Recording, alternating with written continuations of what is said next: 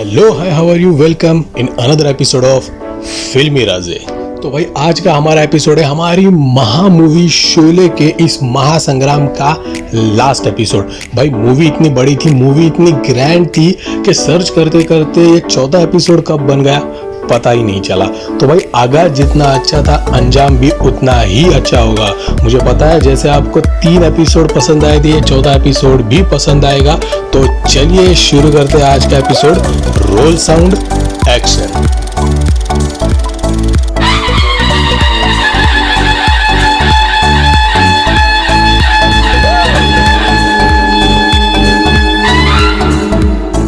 भाई जय का कॉइन फ्लिप करने वाले सीन का आइडिया सलीम साहब को आया था गैरी कूपर के Garden of the Evil film से। इस फिल्म में गैरी कूपर और रिचर्ड विडमेक ताश के पत्तों से तय करते थे कि कौन आगे जाएगा और कौन रुकेगा। तो भाई जिस सीन में बच्चन जी वीरू जी के बारे में बसंती की मौसी को समझा रहे, यानी बसंती और वीरू के शादी के लिए, तो ये सीन सच में हुआ था रियल लाइफ में, जहाँ पे सलीम खान साहब हनी ईरानी की माँ से जावेद अख्तर और हनी ईरानी के शादी की बात करने गए थे।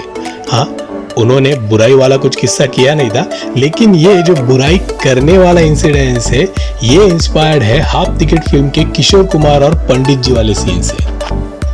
भाई जगदीप साहब का सुरमा भोपाली वाला किरदार इस फिल्म में था ही नहीं। फिल्म की शूटिंग पूरी होने के बाद इस पात्र को फिल्म में ऐड किया गया। इसके बारे में जब जगदीप जी को पूछा गया तो पहले तो इन्होंने इसे करने से इनकार कर दिया। उनके पास कारण भी बहुत थे, क्योंकि वो इस बात पे गुस्सा थे कि उनका ये पात्र फिल्म में जबरदस्ती घुसाया गया है, वो भी स्क्रिप्ट की डिमांड ना होते हुए।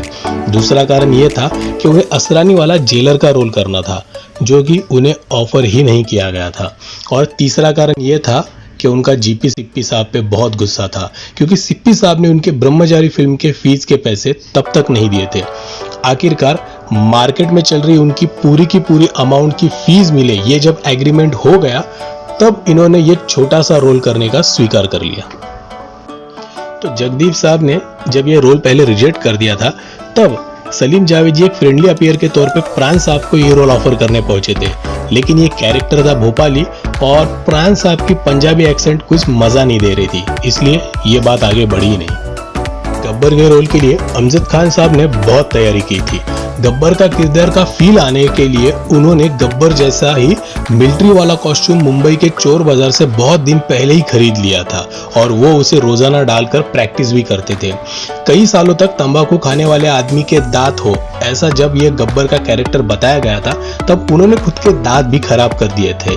तंबाकू मलने वाला जो सीन है वो सीन हर बार रियल लगे, इसलिए शूटिंग से 1 महीना पहले ही उन्होंने तंबाकू मलने की आदत डाल ली थी। जैसे कि पिछले एपिसोड में मैंने कहा था कि सलीम जावेद जी अमजद खान की कास्टिंग पे खुश नहीं थे, इवन फिल्म रिलीज होने के बाद भी, और इसका अमजद खान पे गहरा असर हुआ था। एक्चुअली सलीम जावेद ही थे जिन्होंने अमजद खान को सिप्पी साहब को रेकमेंड किया था, और अमजद खान इसी बात को हरदम सोचते रहते थे कि जिनका पसंदीदा पात्र मैंने इस तरीके से निभाया है वो जनता को भी पसंद आ रहा है, फिर भी ये दोनों शायद मुझे इंडस्ट्री से निकलवाने पे तुले हैं। और इसी मिसअंडरस्टैंडिंग की वजह से अमजद खान साहब और सलीम जावेद जी ने आगे कभी भी एक साथ काम नहीं किया। जैसे कि मैंने पहले एपिसोड में कहा था कि शोले 70 mm पे रिलीज होने वाली भारत की पहली फिल्म थी, और इसी डर की वजह से इसकी केवल 4 ही 70 mm प्रिंट्स निकाली थी, एक दिल्ली के लिए, एक उत्तर प्रदेश के लिए और 2 मुंबई के लिए। लेकिन दिल्ली में ये फिल्म 2 थिएटर में दिखाई जाने वाली थी, एक शो था दोपहर का और एक शो था रात का, इसलिए इन दोनों थिएटर मालिकों ने एक कार हायर की थी जो प्रिंट को समय समय पे दोनों थिएटर में ले आ जा सके। डेमी रूसो का गीत यू यू लव मी ये महबूबा गाने के लिए मूल प्रेरणा था, और इसी गीत के कुछ अंग मिखाइल वाइलरिस के गीत टा रिया लिया से भी लिए गए हैं। तो पिछले एपिसोड में मैंने मैक मोहन जी के अतिथि तुम कब जाओगे इस फिल्म में सांबा का रोल करने की बात की थी। इसके लिए मुझे स्पेशली बहुत से मैसेज भी आए, पर्सनल मैसेजेस आए, जिसमें लोगों ने कहा था कि मैक मोहन जी तो उस फिल्म में दिखे ही नहीं।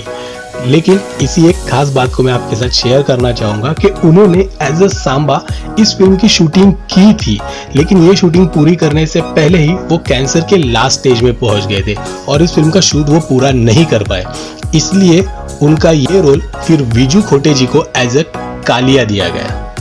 शोले के कई सालों बाद जब एक अवार्ड फंक्शन में अमित जी के हाथों धर्मेंद्र जी को लाइफ टाइम अचीवमेंट अवार्ड दिया गया, तब अमिताभ जी ने धर्मेंद्र जी का शुक्रिया अदा किया कि उन्होंने अमिताभ जी को इस फिल्म के लिए रेकमेंड किया था। शोले के क्रेडिट्स में इंट्रोड्यूसिंग अमजद खान, ऐसा अमजद खान जी का इंट्रो दिया गया था और सच में वो पहली बार बॉलीवुड में आगाज करने जा रहे थे, लेकिन उन्होंने हिंदुस्तान की कसम इस फिल्म में शोले से पहले ही एक छोटा सा रोल किया था। लेकिन उनकी खुशकिस्मती थी कि कुछ कारणवश ये फिल्म डिलेड हो गई और शोले के 2 साल बाद रिलीज हो गई। ठाकुर साहब की फैमिली का जो मरने वाला सीन है वो शूट करने में काफी प्रॉब्लम आ रहे थे। एक तो ये सीन क्लाउडी एटमॉस्फेयर में शूट करना था और वहां पे बार बार या तो बादल आ रहे थे या तो आसमान पूरा साफ हो रहा था। उनके पास एक ही सीन के शूट किए गए 2 वर्जन थे, एक तो क्लियर सनलाइट वाला या फिर क्लाउडी एटमॉस्फेयर वाला। सिप्पी साहब को क्लाउडी एटमॉस्फेयर वाला ही सीन चाहिए था, वो भी किसी भी हालत में। इसलिए कैमरामैन दिवेचा साहब ने ठाकुर साहब के घर से भी बड़ा पर्दा बनवाने की मांग की। वैसा पर्दा भी बनवाया गया, लेकिन रिजल्ट कुछ खास नहीं आया। आखिरकार भगवान को ही उन पर दया आ गई और उन्होंने बादलों को वापस आसमान में प्रविष्ट कर दिया और ये सीन पूरा हो गया। इतना होने के बावजूद भी इस सीन के प्रॉब्लम कुछ कम नहीं हो रहे थे। एटमॉस्फेयर वाला प्रॉब्लम कम हो गया तो एक और प्रॉब्लम सामने आ गया। मास्टर अलंकार, जिन्होंने इस फिल्म में छोटे बच्चे का रोल किया है, उनकी उसी वक्त एग्जाम थी और शूटिंग के डिलेड होने की वजह से उनकी एग्जाम का जो टाइम था वो बहुत नजदीक आ रहा था। अगर वो एग्जाम को नहीं जाते तो उनका पूरा साल वेस्ट चला जाता। इसीलिए केवल उनके लिए शूटिंग रोक दी थी और जब तक वो एग्जाम से वापस नहीं आए तब तक इस सीन को पूरा नहीं किया गया था। चलिए अब बात करते हैं इस सीन के तीसरे प्रॉब्लम की। तो भाई जहाँ पे ये हवा से पत्तियां उड़ती है और फिर ठाकुर साहब आने के बाद हवा थम जाती है और फिर एकदम से हवा शुरू हो जाती है जिससे लाशों पे से कफन उड़ जाते हैं।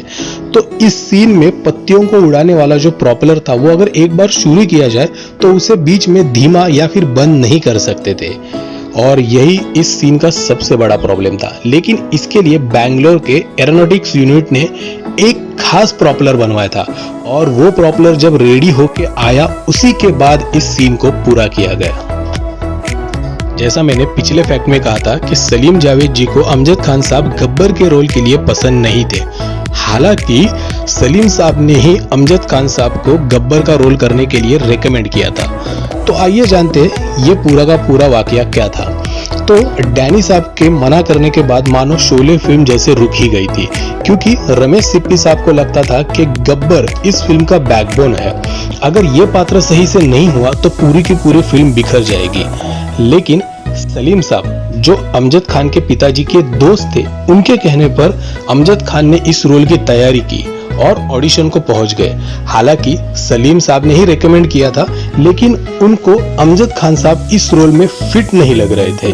पर नियति और शायद सिप्पी साहब के नसीब में कुछ और ही लिखा हुआ था। पुराने फटे कपड़े, मिलिट्री वाला ड्रेस और अपने दांतों को खराब करके अमजद खान वहां पे ऑडिशन देने पहुंचे और जब उन्होंने ऑडिशन दिया तो उसी वक्त सिप्पी साहब ने केवल अमजद खान को ही इस रोल के लिए फाइनल किया था। तो कालिया के रोल के लिए पहले सिप्पी साहब ने अपने ही स्टंट टीम में से एक घुड़सवारी करने वाले स्टंटमैन को साइन किया था, लेकिन उसका आउटपुट सिप्पी साहब को कुछ जम नहीं रहा था। इसलिए उन्हें कोई एक्टिंग करने वाला बंदा कालिया के रोल के लिए चाहिए था। लेकिन इतने कम समय में और इतने छोटे रोल के लिए कोई अभिनेता तैयार होगा कि नहीं, इसका भी सिप्पी साहब को डर था। पर अमजद खान साहब ने ही विजू खोटे जी को रेकमेंड किया था। उन्होंने खुद विजू खोटे जी से फोन करके बात की थी कि विजू कर ले यार, बहुत अच्छा रोल है। और इसी तरह से कालिया के आइकॉनिक रोल में हमें विजू खोटे साहब नजर आए थे।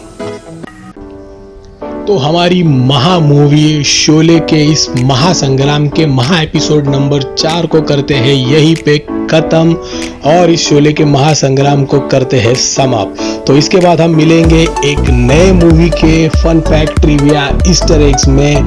तब तक अगर आपको मेरा काम अच्छा लग रहा है तो कमेंट कीजिए, लाइक कीजिए, इस वीडियो को शेयर कीजिए और हाँ, यहाँ तक आ गए हो और अब तक सब्सक्राइब नहीं किया है तो प्लीज जाके सब्सक्राइब कीजिए।